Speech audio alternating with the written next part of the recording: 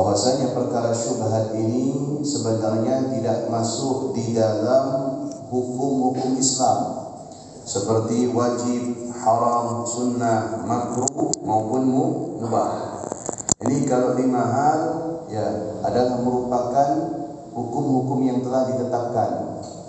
Ahkam syar'illah sab'un tuqsamu al-fardu wal mandubu wal muharramu wal makruh wa rabi'ul makruh thumma ma'u bih wasadisu laqtadimu bis sahih.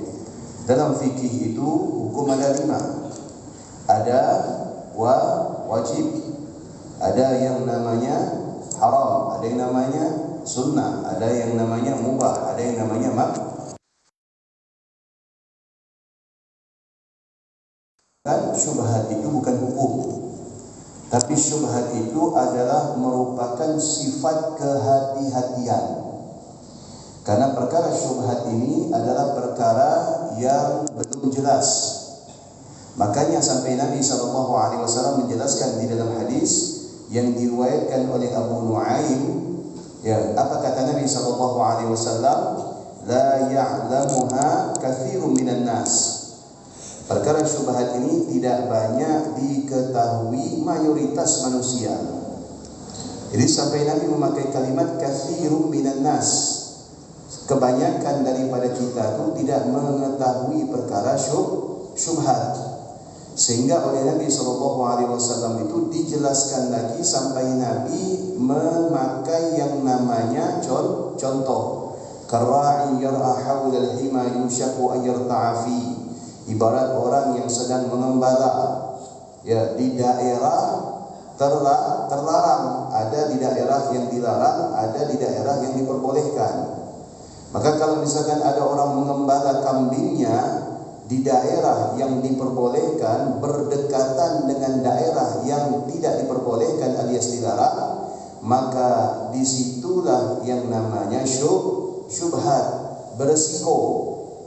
Ya, karra'i yarha haula hima yushaku an yarta'a fi. Kata Nabi SAW, ya, seperti pengembala kambing yang bisa saja kambingnya itu memakan rumput di daerah yang dilarang.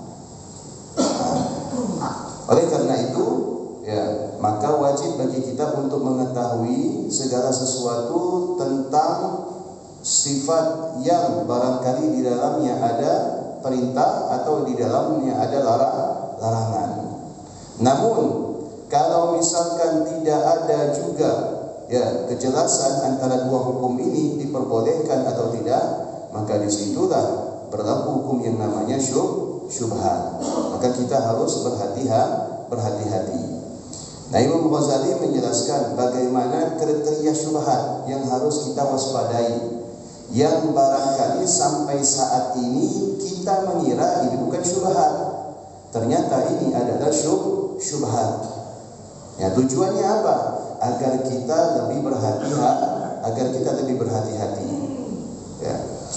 Sini Imam Ghazali mengatakan bahwasanya pembagian syubhat itu ada berapa? Ada 4. Yang pertama, ayyakuna at-tahrim ma'luman. Ya. Awwaluha ma waqa'a asy-syarr fi sabab al-muharram wal muhallal, wa dhalika la yakhlu imma an yakuna muta'alilan aw ghalaba ahad al-ihtimalain. Kita terkadang dihadapkan dengan sesuatu yang sesuatu ini memiliki dua gambaran. Ada gambaran kehalalannya, ada gambaran keharumannya. Itu yang menjadikan kita bingung, yang tidak banyak diketahui oleh kita. Ya, ini halal atau ini haram. Ya, bukan barang yang telah jelas haramnya lalu kita pertanyakan, bukan. Seperti minum-minuman keras, narkoba, ya, kemudian daging-daging hewan yang oleh Allah Subhanahu wa taala dilarang untuk kita mengkonsumsinya, atau ada daging-daging yang halal namun kita dilarang untuk mengkonsumsinya. Kenapa? Karena mati dalam keadaan tidak disembelih, ya, kecuali apa? Ikan dan belalang. Selain itu harus disembelih.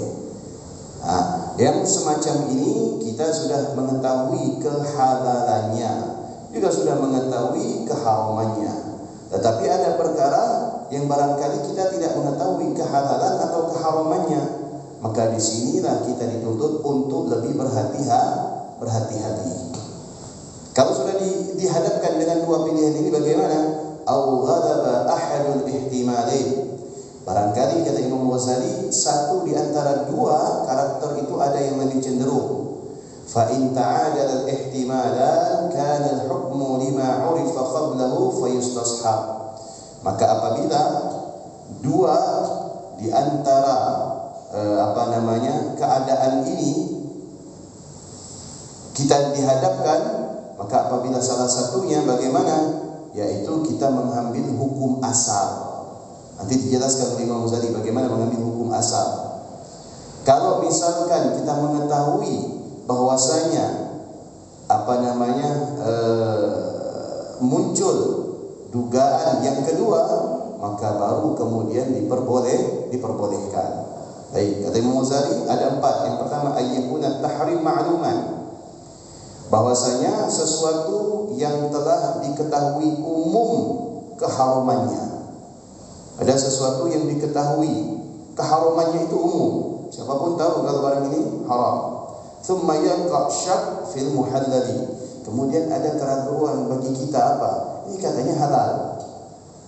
Ya, ini katanya halal. Seperti apa? Mohon maaf, kepiting. Ya, kepiting itu umum mengatakan halal, betul tidak? Tapi ada yang mengatakan haram. Karena kepiting ini mampu untuk hidup di darat. Kalau sudah kepiting hidup di laut itu udah biasa, ya kan? Tapi yang dipertanyakan ini, kepiting itu mampu hidup di darat, ya? Mampu tidak dia hidup di darat? Lama enggak? Lama. Ya. Sampai sebagian ulama mengatakan, ada yang mengatakan haram. Kenapa? Karena alasannya kepiting ini mampu hidup di dua alam, ya, dalam waktu yang cukup lama. Umumnya binatang kalau hidup di dua alam, ada yang bisa hidup di darat tapi tidak mampu hidup lama. Kalau kepiting ini mampu hidup berhari-hari. Sampai salah seorang ulama mengatakan bahwasanya saya pernah, ya, punya adik diberi orang kepiting. Ya. Ini guru saya yang mengharamkan kepiting itu ada. Ada guru saya juga yang menghalalkan kepiting. Jadi saya tanya kedua-duanya. Akhirnya guru saya, adik saya diberikan kepiting. Kemudian disimpan di dalam kulkas. Sampai 2 hari kepitingnya masih hidup. Ya. Di sini saya memutuskan bahwasanya kepiting ini hidup di dua alam. Jadi yang guru saya ini tidak makan kepiting. Tapi kalau ranjung makan. Ya, kalau ranjung makan. Bahasa Jawanya itu ranjungan. Kalau kita renjong, ya kan? Itu halal katanya. Tapi yang menjadi masalah ini kepiting. Lalu saya tanyakan ke ke guru saya yang satunya. Ustaz, kepiting ini halal apa haram? Karena kita di Pontianak ini umumnya makan kepiting. Saya bilang gitu. Termasuk saya itu makan kepiting, saya bilang. Akhirnya guru saya memberanikan menceritakan pengalamannya. Saya itu pernah dulu, ya, bertanya kepada guru saya tentang hukumnya kepiting. Ya, ketika saya mau datang ke rumahnya bertanya tentang hukum kepiting, ya, sebelum saya itu bertanya, dia bilang, kamu sudah makan? Belum, kiai. Kita makan dulu. Sudah makan baru enak kita mudzakarah. Begitu istrinya nyiapkan makanan, sudah siap, saya diajak makan ke dalam, ternyata lauknya kepiting. Lauknya kepiting. Ini kan enak nih kalau punya tuan rumah kayak gini. Ya, dia tahu kemauan tamunya tanpa harus tamunya nyebutkan. Ya kan, Masya Allah, kok tamunya pengen kambing. Kalau tuan rumah nyediakan kambing, ya kan? Nah, ini sebaik-baiknya tuan rumah kalau begini. Akhirnya itu sudah makan. Guru saya makan kepiting. Habis makan, ya sudah cuci tangan, apa semuanya, duduk minum teh. Apa yang mau ditanyakan? Langsung saya ubah tema. Saya ubah pembahasan karena yang saya maksud ternyata diperbolehkan. Ya kan? segala sesuatu yang umumnya sudah diketahui kemudian muncul hukum yang terbaru.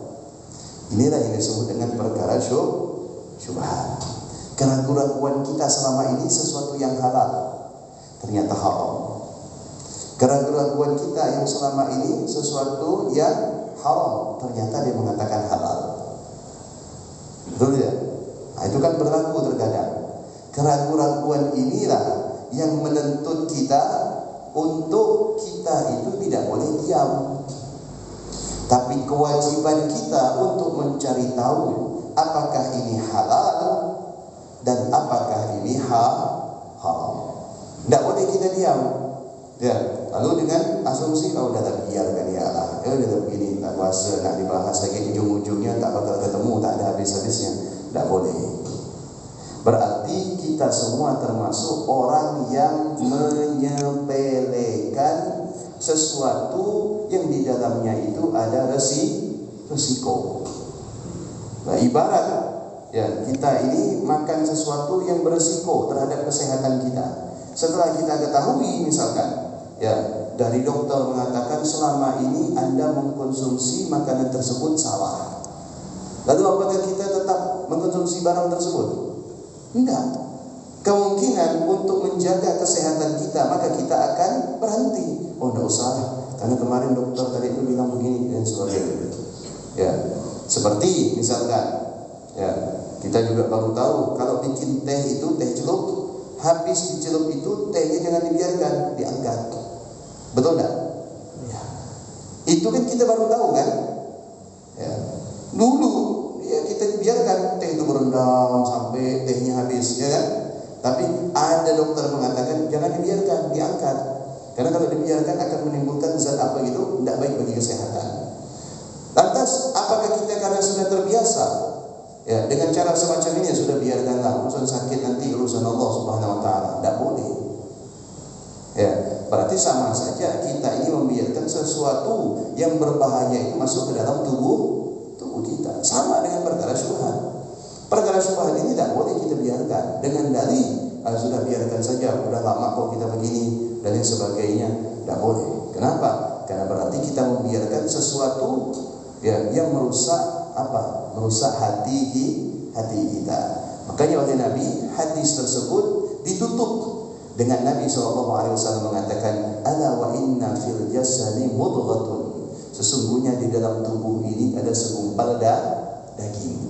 Karena orang yang tidak memperdulikan makanan yang masuk ke dalam tubuhnya, dari mana sumbernya, itu akan berpengaruh terhadap keadaannya. Berpengaruh terhadap keadaannya. Tidak berpengaruh kepada kesehatan, tapi berpengaruh kepada keadaan. Makanya sampai Nabi SAW mengatakan, man akala al-haram ata'at jawarihuhu sya'a am aba. Barang siapa yang makan makanan yang halal, maka anggota tubuhnya akan mudah berbuat taat kepada Allah.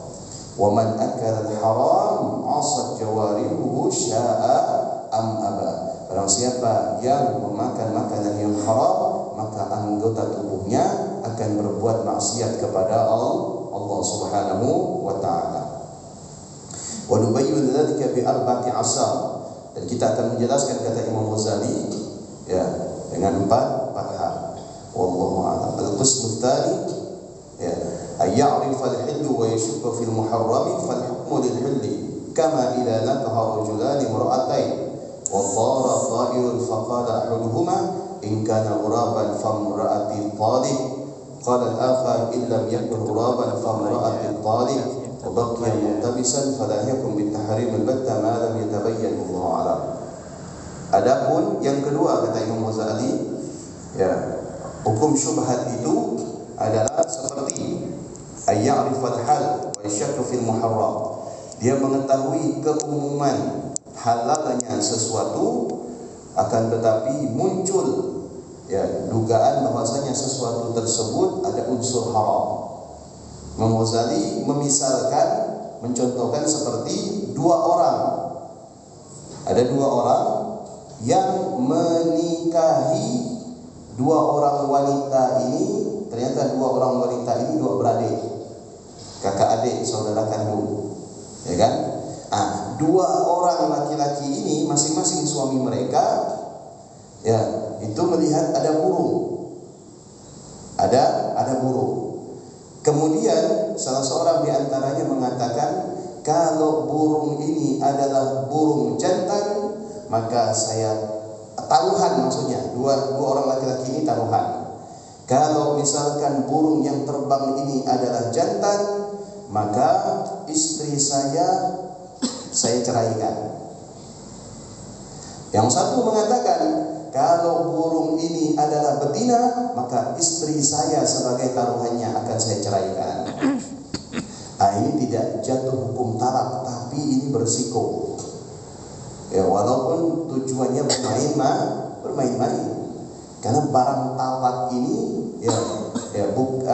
hukum talak ini bukan biasa.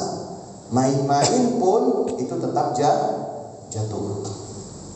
Ya, dalam keadaan marah talak tetap jatuh. Ya, dalam keadaan bergurau talak tetap jatuh. Apalagi sudah jelas dalam keadaan serius. Nah, yang semacam ini ya tidak ada kejelasan. Ya, tidak mungkin burung yang terbang itu bisa kita ketahui jantan atau betina. Maka kata Imam Ghazali, di sini berlaku yang namanya syubhat. Ya, beresiko. Jangan main-main masalah talak. Ya, masalah talak itu jangan main-main. Jangan dianggap talak itu hal yang sepele, hal yang ringan.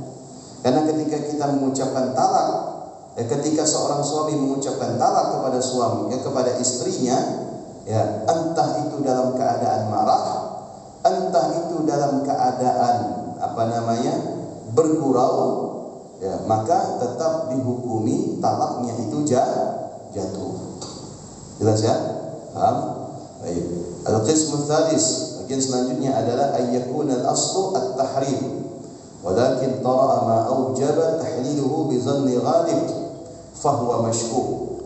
Selanjutnya adalah bahwasanya sebagaimana diketahui hukum asal itu adalah haram. Akan tetapi di zaman sekarang ini dengan berkembangnya zaman, maka muncul tentang kehalalan hukumnya. Ya. Bizanni ghalib fahuwa mashkuk fihi, sementara masih ada dalamnya keraguan. Wal ghalib hilluhu, maka dalam hal ini Imam Ghazali mengatakan bahwasanya ya umumnya ini sudah menjadi kebiasaan seperti ayyarmiya ila saydin fayaghibu thumma yudrikuhu maitan wa laysa alayhi atharun siwa sahmuhu walakin yahtamil annahu mata bi saqtatin aw bi sababin akhar.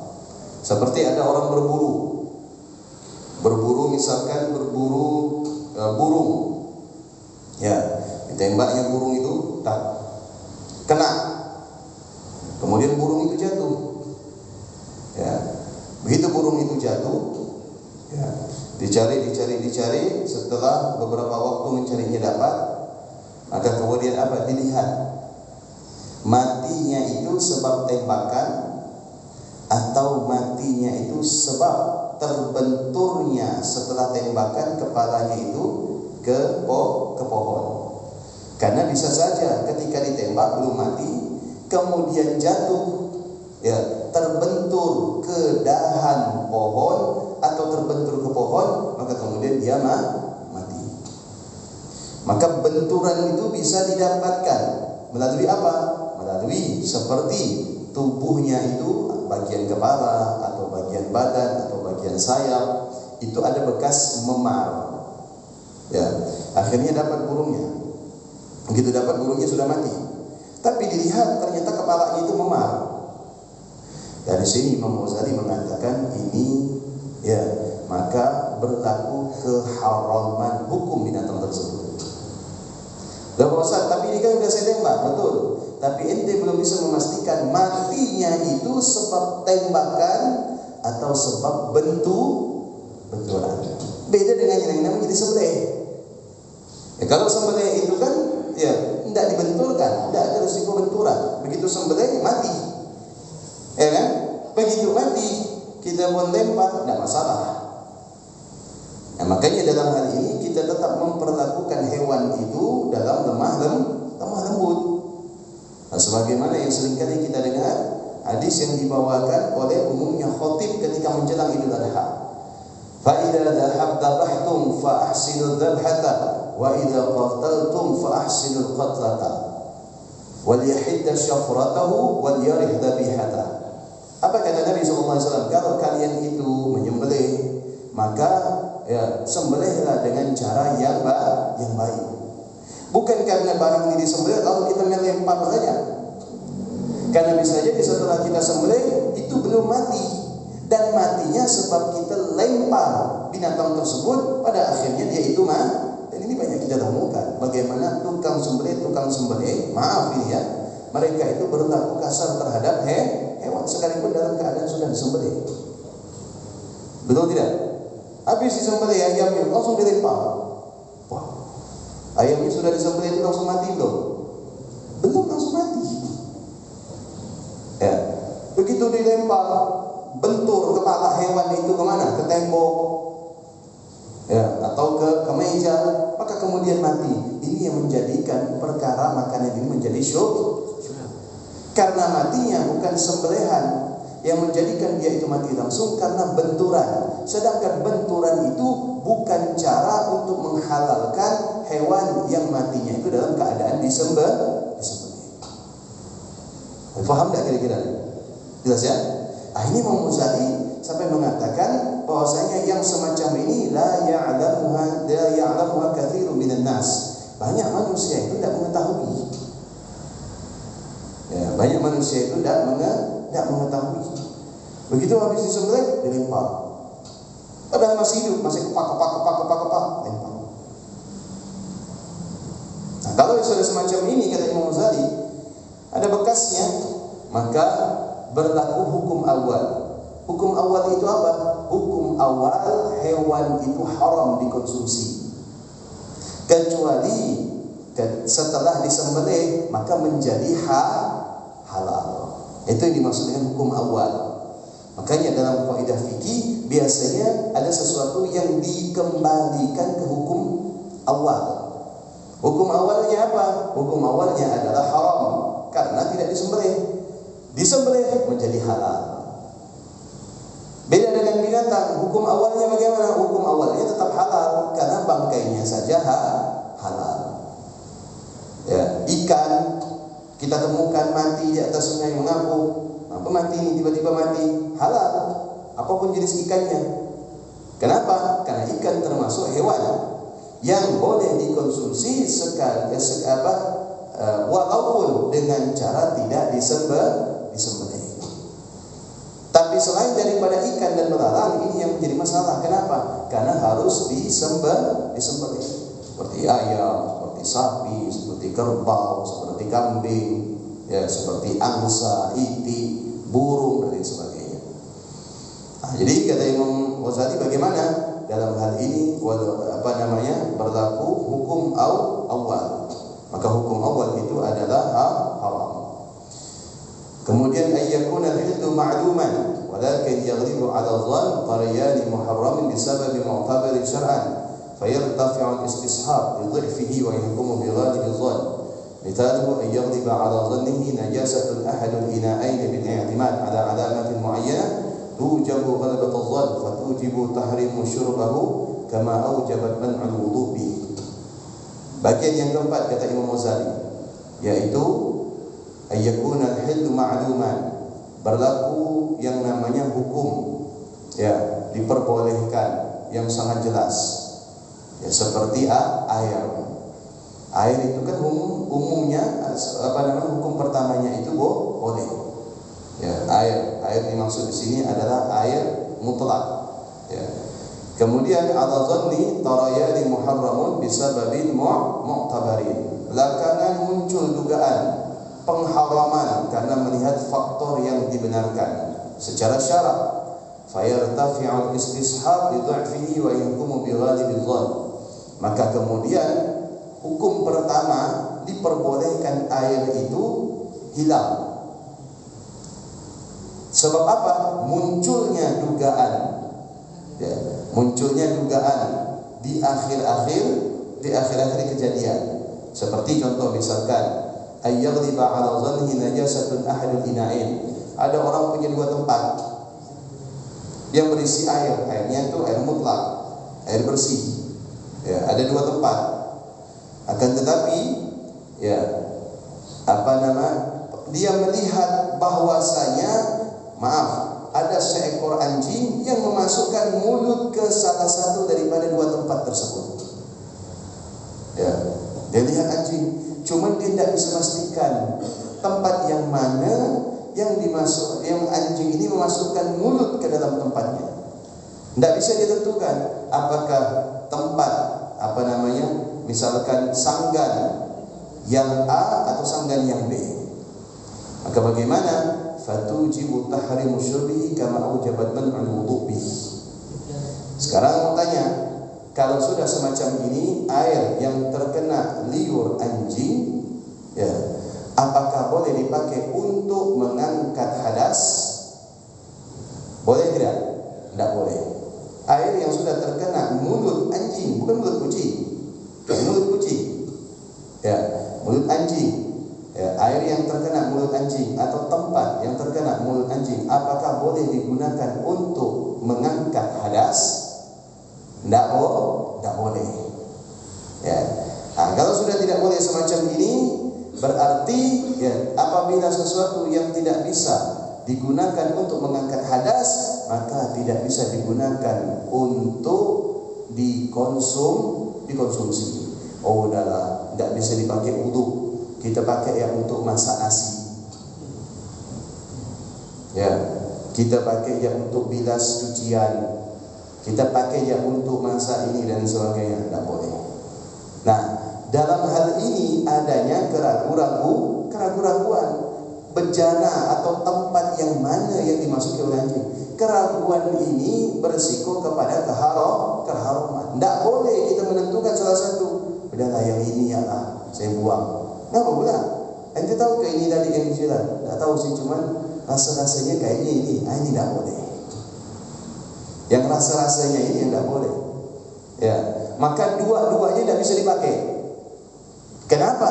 Karena kalau kita memilih satu di antara keduanya untuk kita pertahankan, yang satunya dibuang, itu bisa jadi yang kita pertahankan ini yang justru terkena jilatan anjing. Justru yang satu ini terkena jilatan anjing. Yang semacam ini terkadang banyak dilalaikan oleh umumnya manusia. Karena memakai dugaan yang belum pasti tadi. Sementara ini berisiko. Dia pakailah wudu, dia pakailah untuk bilas beras, dia pakailah untuk bilas cucian. Pada akhirnya yang dia pakai ini sebenarnya bekas jilatan anjing. Maka ketika dipakai haram hukumnya. Kenapa? Karena dihukumi najis. Jelas ya? Baik. Kemudian selanjutnya al-mathalu tsani li syubha syakkun manshu'a al-ikhtilaf. Adanya keraguan-raguan ya di dalam sesuatu yang sudah bercampur. Wa dzalika ka ayyakhtalital haram bil halal. Dalam hal ini kata Imam Ghazali bercampur antara perkara yang halal dan perkara yang haram. Fayashtabihul amru wa la yatamayyaz. Maka hukum itu menjadi samar, tidak bisa dibedakan. Ya, ibarat air yang sudah dicampur sesuatu yang dilarang, kan tidak bisa kita bedakan. Betul tak? Tidak bisa kita bedakan karena larut. Larut ini menyulitkan kita untuk membedakan mana yang halal, mana yang haram. Imma ayyaqa bi'adadi la yahsul minal janibain atau min ahadihima atau bi'adadin mahsur. Ada sesuatu itu yang bercampur tapi batasnya tapi jumlahnya itu terbatas. Ada sesuatu yang bercampur jumlahnya itu tidak terbatas. Dalam hal ini Imam Ghazali membagi dua hukum. Seperti contoh misalkan ada 10 ekor ayam. 10 ekor ayam. 9 ekor ya, matinya disembelih. Yang 1 ekor matinya itu tidak disembelih. Bercampur. Maka bagaimana? Kata Imam Ghazali, maka dihukumi 10-nya itu semuanya tanpa terkecuali kecuali dihukumi haram. Kenapa? Karena jumlahnya itu terbatas, resikonya lebih besar. Ini misalkan saja contoh, ada orang jual ayam, ya kan? Dia pesan, saya pesan ayam hidup, nanti saya yang sembelih. Berapa ekor? 50 ekor. Oke. Begitu diantar semua ayamnya, ternyata 2 ekor mati di jalan, ya, tanpa melalui sembelihan. Yang lainnya masih hidup, ya. Kemudian bagaimana? Kemudian disembelihlah yang 48 ekor ini. Sisa 2 ekor, ya, kata bosnya, oh mati pula, ya kan? Akhirnya karena sayang, ini duit, 2 ekor ini sekiranya barangkali 100.000, ya sudah disembelihlah. Padahal sudah mati sebelumnya, dimasukkan ke 50 ekor. Sekarang apakah kita bisa tahu ayam mana yang disembelih dalam keadaan mati terlebih dahulu? Ada yang kita tahu? Tidak tahu, karena sudah bercampur dan jumlahnya itu terbatas. Bagaimana hukumnya? Maka dalam ini kata Imam Ghazali mengambil hukum yang pertama, hukum asal, bahwasanya hewan itu dihukumi haram kecuali disembelih terlebih dahulu. Ini kan ibarat, kata Imam Ghazali, seperti apa? Seperti misalkan ada orang yang ingin menikah di suatu daerah. Namun orang tuanya bilang, di daerah ini ada orang yang pernah ibu susui dan itu menjadi anak sesusuan. Ya, tolong dicari, jangan sampai wanita ini yang menjadi istri ente. Karena kalau ini yang ente mau nikahi, nikahnya tidak sah. Karena menikahi saudara sesusuan itu ibarat menikahi saudara kandung. Pergi di daerah tersebut, ternyata didapati daerahnya itu tidak terlalu ramai. Jumlahnya berapa? Cuman 10 kakak. Dari 10 kakak ini, salah seorang perempuan itu merupakan saudara sesusuan. Bagaimana? Ini berlaku hukum syubhat, kata Imam Ghazali. Ya, berlaku hukum syubhat karena jumlahnya sedikit. Ya, khawatir yang dinikahi itu ternyata saudara sesusuan, karena ibunya udah tidak ingat. Karena dulu waktu ibu sesusuannya itu tidak ingat, karena waktu menyusukan itu masih kecil, tentu berubah tubuhnya, berubah apa dan lain sebagainya.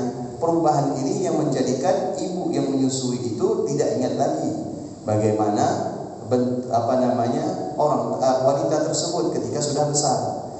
Maka bagi laki-laki wajib meninggalkan perkara ini. Kenapa? Karena masuk perkara syubhat. Yang pertama kata Imam Ghazali. Yang kedua, sesuatu itu banyak, tidak terbatas. Ya, sesuatu itu banyak, tidak terbatas. Yang tidak terbatas ini kecampuran sesuatu yang haram. Seperti misalkan ayam tadi, tapi jumlahnya bukan 50, jumlahnya sekitar 1000. Ada 2 ayam yang mati dalam keadaan tidak disembelih, tapi sudah bercampur. Gimana kita nak milih? Ini 1000. Maka kata Imam Ghazali, ya, mengatakan bahwasanya halal. Kenapa?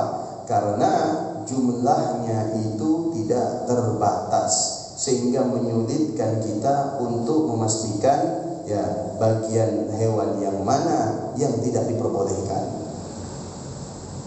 Kemudian Imam Ghazali mengambil contoh, ya, seperti tadi saudara sesusuan tinggal di satu daerah. Ternyata daerah tersebut penduduknya padat. Ada berapa kakak? Ada 1000 kakak. Ini nak dicari satu-satu sulit.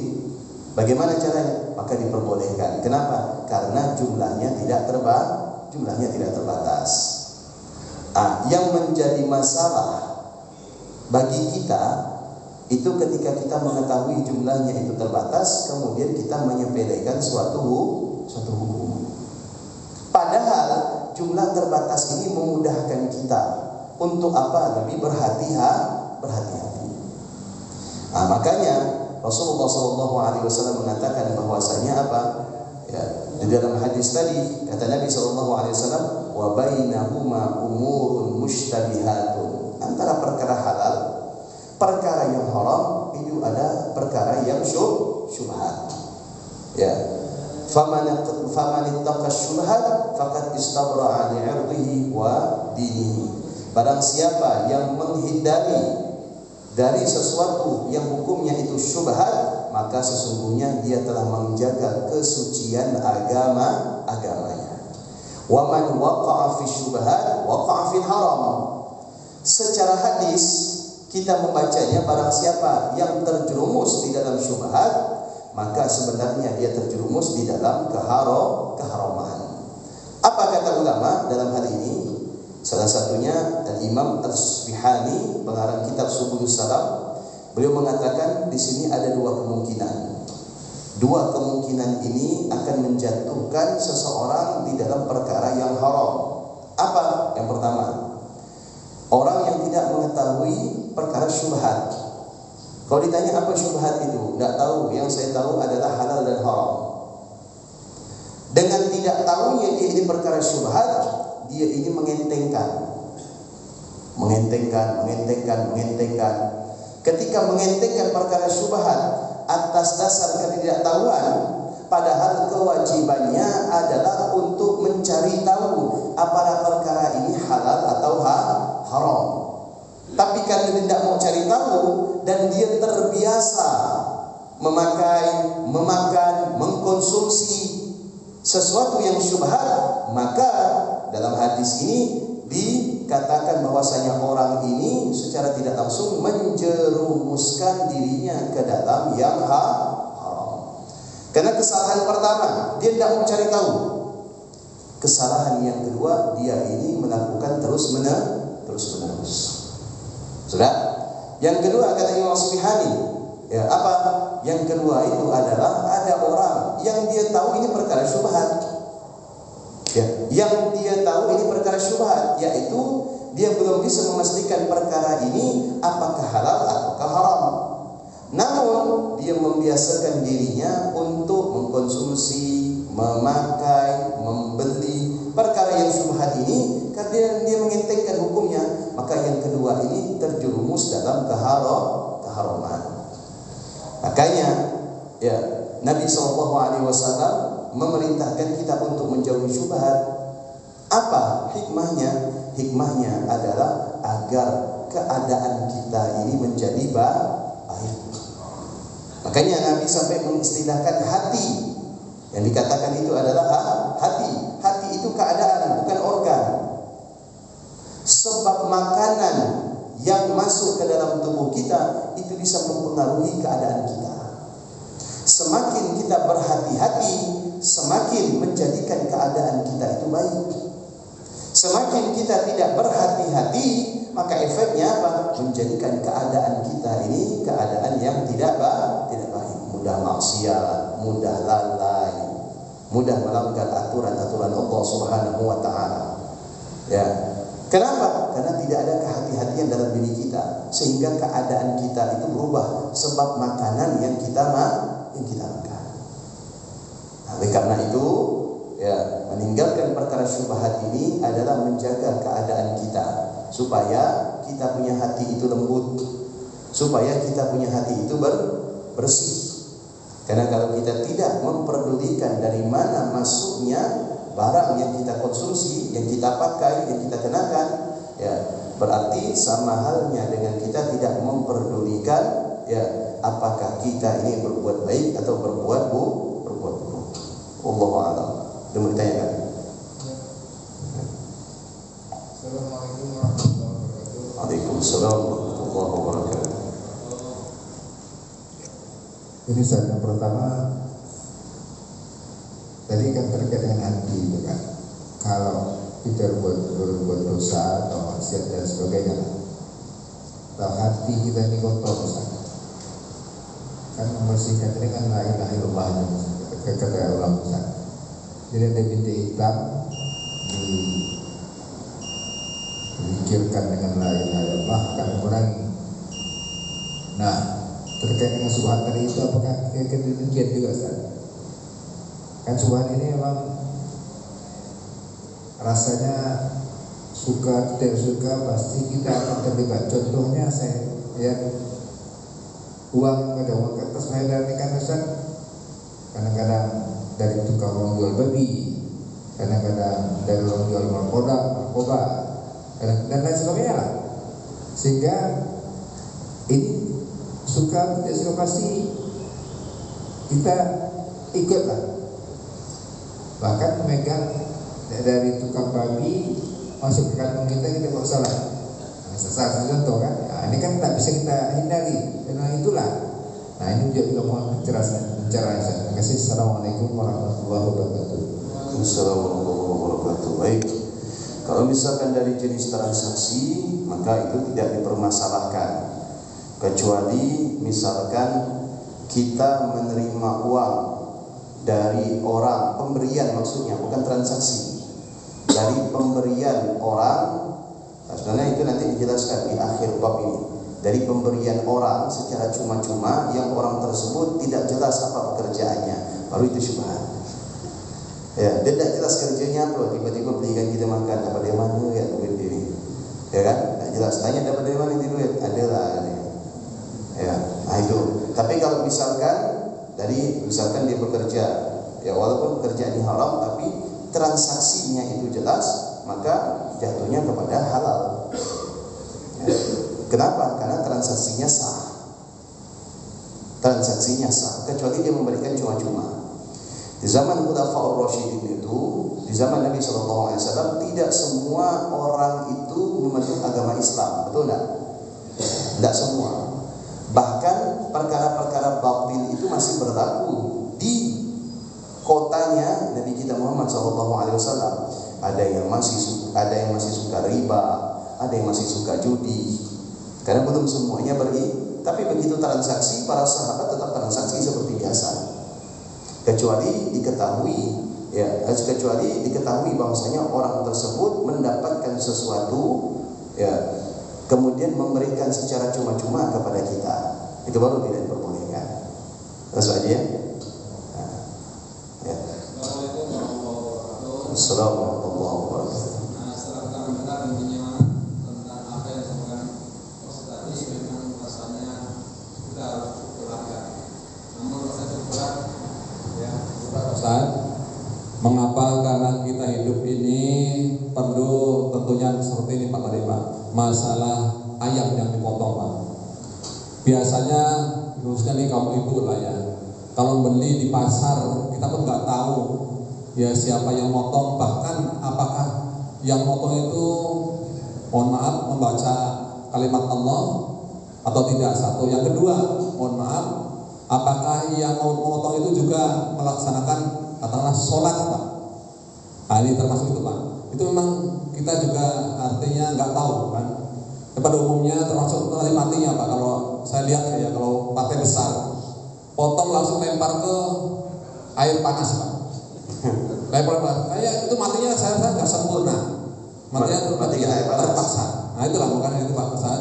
Untuk menyiapkan hal ini, untuk menghilangkan keraguan Pak Ustaz, mohon maaf, barangkali ini perlu penjelasan yang detail Pak Ustaz. Nah, ini karena pada umumnya lah ya, seperti itulah. Jangankan seperti ayam gitu kan.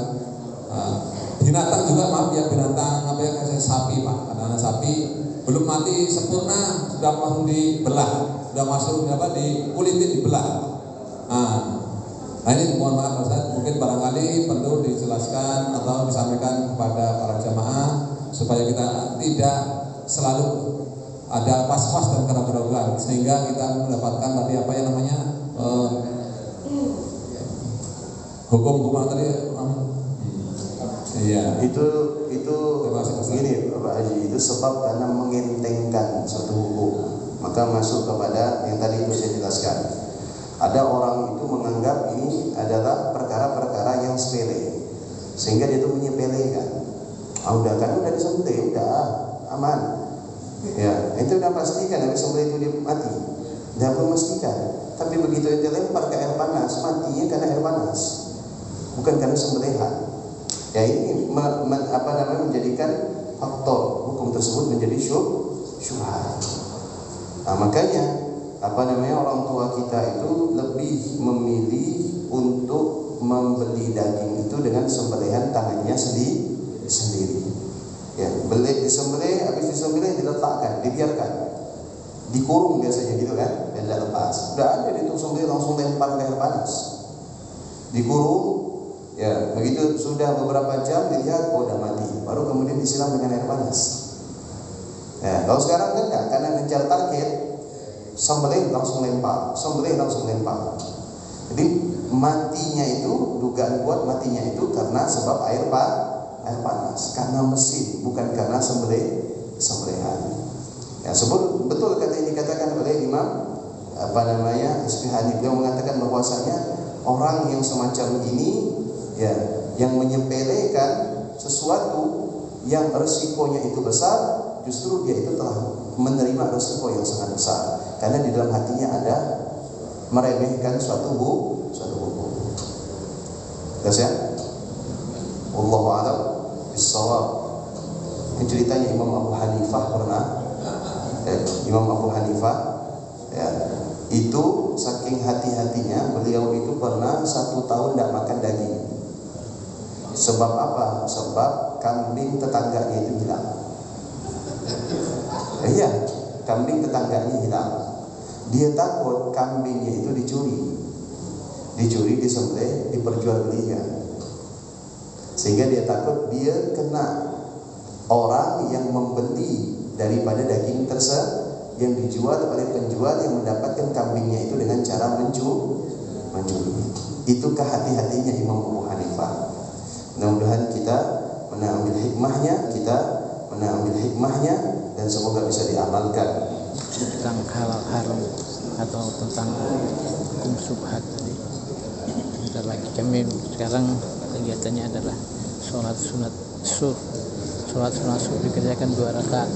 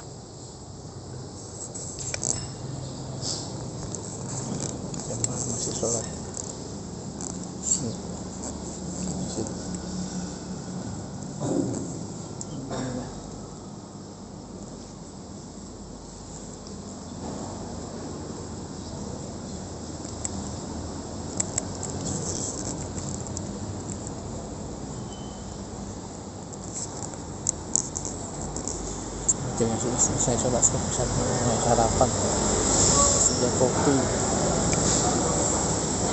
Ada kopi, ada teh, ada kue sumbangan dari masyarakat. Siapa saja mau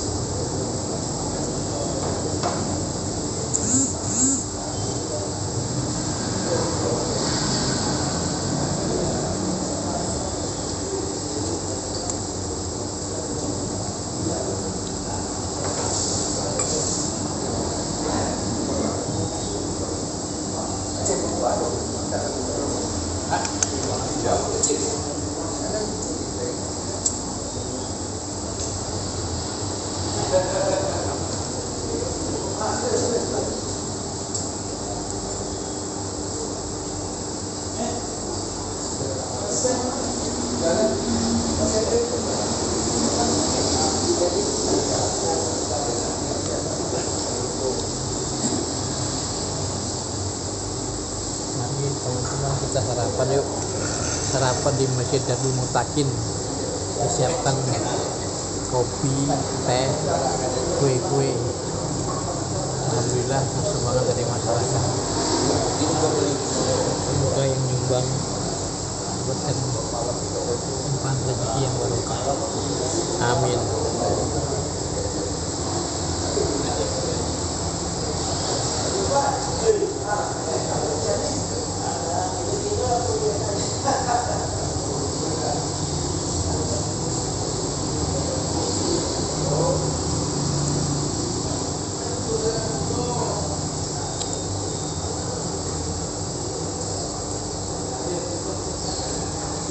Masih banyak juga yang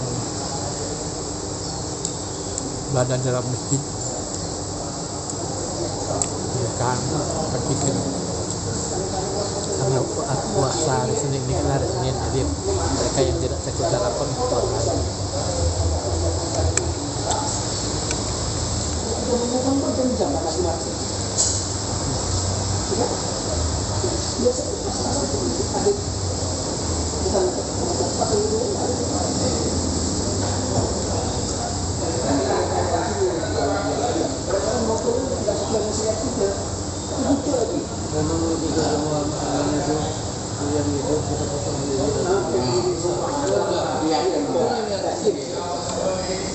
Kayak di pasar tuh banyak tempatnya Pak. Ada juga.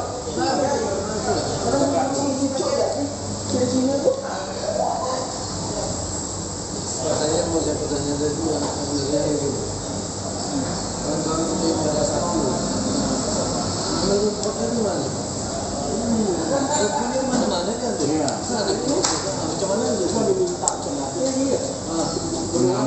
Ambil ya. Mana bukan? Tambah ada panomola, itu tambah ada perkebunan ya. Dan kalau itu sapi lah, sapi kalau di mana-mana ngambil mana dan sampai itu. Untuk orang suka semua. Itu maksud. Tapi sudah ada dia.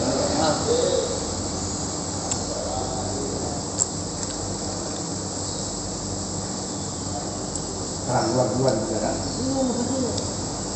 Itu udah jelas lah. Mana pernah dengan kayak gini nggak ada, belum betul. Makanya dia ada tidak. Ada minta. Mana dia bagus?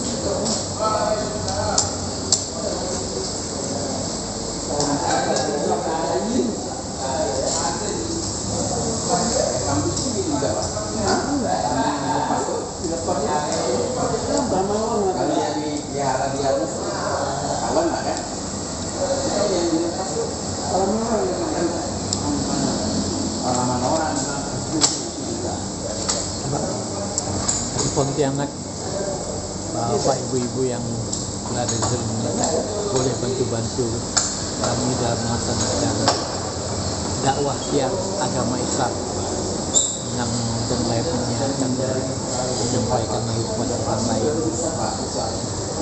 atau mengirim gift tetap pelajar untuk dalam bantu kami supaya semangat dan tetap eksis dalam dakwah agama Islam ini.